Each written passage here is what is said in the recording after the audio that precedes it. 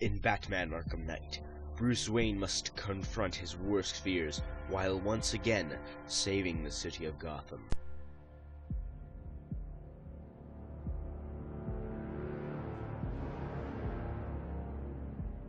What's up guys, ItsJustGeorge here, and tonight I'm reviewing Batman Arkham Knight, so let's get started. Batman Arkham Knight is most likely the greatest Batman video game in the history of the franchise, which makes perfect sense because this is the epic finale of the Batman Arkham games, which have proven themselves to be popular among the fans of the superhero.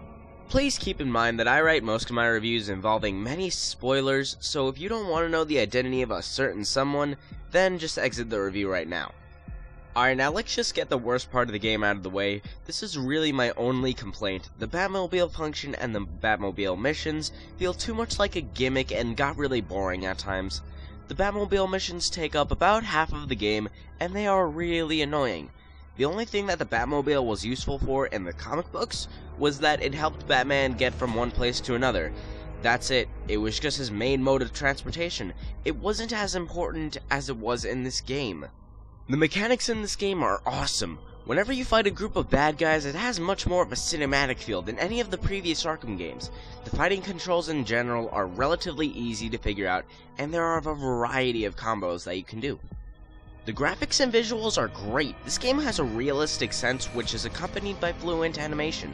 The replay value is pretty impressive considering that you're not forced to do side missions while playing the main story. You're instead given the option to do really whatever you want, whether it would be the main story or the side missions. The variety is what matters the most in this type of replay value. Now lastly, the story is the ultimate way to finish off all Arkham games. Here comes a spoiler: Jason Todd is the Arkham Knight. And the reveal was perfect. For anybody who doesn't know, Jason Todd was the second person to fulfill the role of Robin, until he was eventually brutally murdered by the Joker, which is what established the Joker as a legitimately important villain. What was great about the reveal is that we got to see a flashback of what exactly happened to him for the people who don't know a lot about Batman. Of course, the story was changed around just a little bit. In the comics, Jason was brought back to life and became an anti-villain, the Red Hood. In the game, it turns out that he didn't die, and he became the Arkham Knight. Although for the comic fans like myself, for the final battle in the game, the Arkham Knight literally becomes the Red Hood, so it was a fun transformation sequence. Another great element of the story was the Joker being inside Batman's head. This is symbolic of the relationship between Batman and the Joker. Overall, the message is that no matter what the Joker does, Batman will always stop him. The Joker made some pretty good points on why Batman should just go insane, but Batman didn't listen to any of it, and he persevered through every single thing the Joker said. The Joker was trying to make a point that Batman should just give up on everything he ever worked for, but Batman was able to prove him wrong in the final confrontation. My favorite sequence was the Joker's nightmare.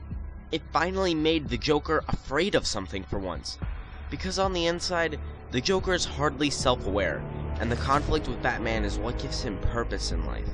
Some Batman fans like to say that Batman is just as crazy as the Joker, but Batman Arkham Knight proved all of them to be wrong. Batman Arkham Knight is the perfect Batman video game. It ends the trilogy of the Arkham games in an excellent way, which is why I give it a 9 out of 10. Be sure to subscribe to the TechSub channel for great videos like this one. ItsJustGeorge here, signing off.